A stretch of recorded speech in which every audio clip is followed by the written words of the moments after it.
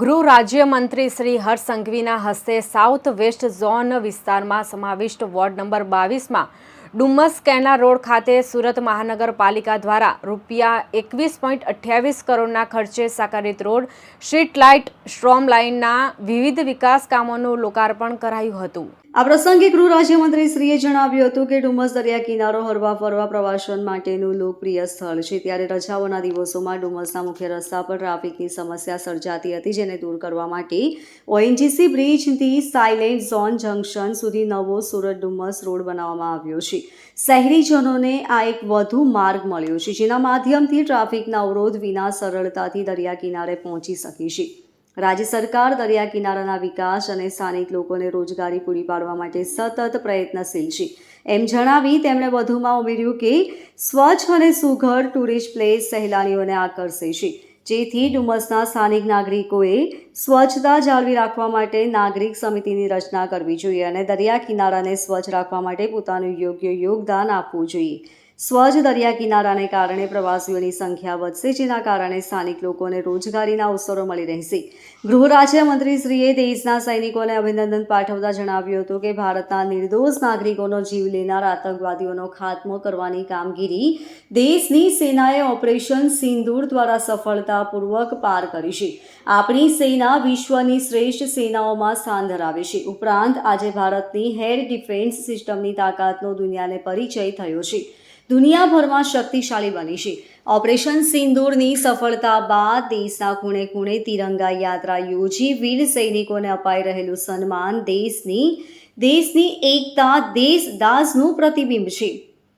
ડુમસ ખાતે 5 કિલોમીટર જેટલી લંબાઈમાં ઓલ સેક્શન ડામર રોડ બનાવવામાં આવ્યો છે. આ કેનાલ રોડના કારણે એરપોર્ટ, ડુમસ બીચ તેમજ ભવિષ્યમાં સાકાર થનાર સીફેઝ ડેવલપમેન્ટ માટેના વાહન વ્યવહારને નવો વૈકલ્પિક રસ્તો મળશે. સુરત ડુમસ રોડ પર ટ્રાફિકનું ભારણ ઓછું થશે, તેમજ એરપોર્ટની સામેના ભાગમાં નવા ડેવલપ થતા વિસ્તારના રહીશોને Dumas beach, Dumas sea face development, Dumas ગામ, કાદીફળિયા, સુલતાનાબાદ, ગવિયર ગામને નવી કનેક્ટિવિટી મળશે, જેના થકી 1 લાખથી વધુ લોકોને લાભ મળશે. કેનાલ રોડની પહોળાઈ 36 મીટર છે. હાલમાં બંને તરફ 6 મીટર પહોળાઈમાં સર્વિસ રોડ બનાવાયો છે. એરપોર્ટની સામેના ભાગે ડેવલપ થતા નવા વિસ્તાર અને ડુમસ, ભીમપોર, સુલતાનાબાદ, કાદીફળિયા જેવા ગામના લોકોને કનેક્ટિવિટી મળતા ટ્રાફિકનું ભારણ ઓછું થશે. એમાં કોઈ નવાઈની વાત નથી.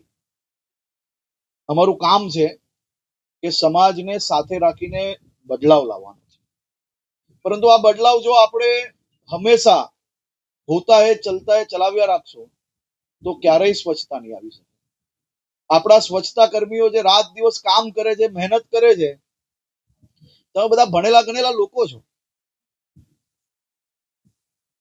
પણ તમારું ભણતર શું કામ આવશે? જો એક સ્વચ્છતા કર્મીનું કામ તમે ઓછું ના કરી શકો, એનું દરરોજ કામ વધારતા જ જશો, તમને એમ લાગે કે આ બીચ પર કોણ જોવા વાળું છે, ભાઈ પ્લાસ્ટિક અહીંયા ફેંક્યું, કોઈ પકડવા વાળું કોણ છે? આ વિચારોમાંથી આપણે બહાર આવવું પડશે, તો જ સરકારના કરેલા બધા જ જે પ્રયાસો છે તે સફળ થશે. મારી આપને વિનંતી છે કે આ દિશામાં તમે વિચારો અને વિચારીને 100% કામગીરીને આગળ વધારો.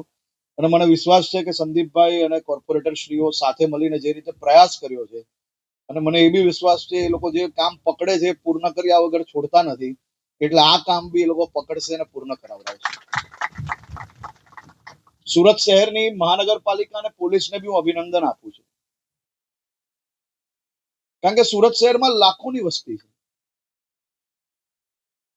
અને 90% લોકો રસ્તાને, સરકારી વ્યવસ્થાઓને સ્વચ્છ રાખવામાં મદદગાર થાય છે, પરંતુ 2-5% લોકો જેને મનમાં ફાવે ત્યારે ત્યાં કચરો નાખવો, ત્યાં થૂકવું, ક્યાંક માવો નાખવો, આવા લોકોને સીસીટીવી ના માધ્યમથી પકડીને દંડ કરવાથી લઈને કડકમાં કડક જે પગલા ભરી રહ્યા છે, ટેકનોલોજીનો ઉપયોગ કરીને શહેરને સાફ રાખવાનું જે કામ કરે છે, એ 2-5% લોકોને જરૂરથી આ વિષય ગમશે નહીં, પરંતુ આપણે સૌએ સાથે મળીને એ લોકોની આદત સુધારવાની છે, કારણ કે એમની ભૂલોના કારણે કોઈ બીજો વ્યક્તિ બીમાર પડે એવું કેમ થવા લેવું.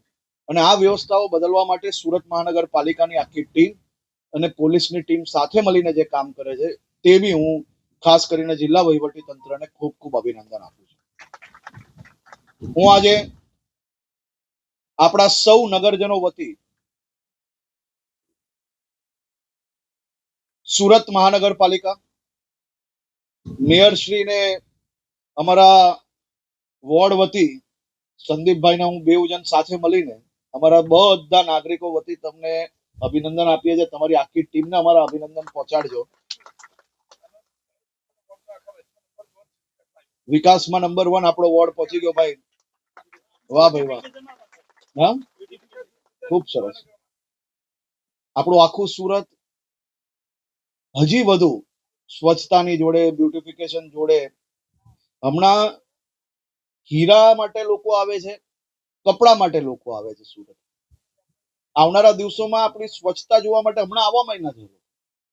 એની જોડે જોડે બ્યુટિફિકેશન જોવા માટે લોકો આવવા માંડ્યા છે. પણ આપણે આપણા શહેરને એવું બનાવવું છે કે લોકો અહીંયાની સ્વચ્છતાને પસંદ કરીને અહીંયા 2-5 દિવસ આરામ કરવા આવે, ફરવા આવે ને ડુમ્બસ બીચ પર લોકો રહે, એવી વ્યવસ્થાઓ આપણે કરવા માટે આગળ વધવું છે. હું આખી ટીમને ખૂબ ખૂબ અભિનંદન આપું છું. અને સાથે સાથે ભારત દેશના નિર્દોષ નાગરિકોના bureau report LK star news Surat.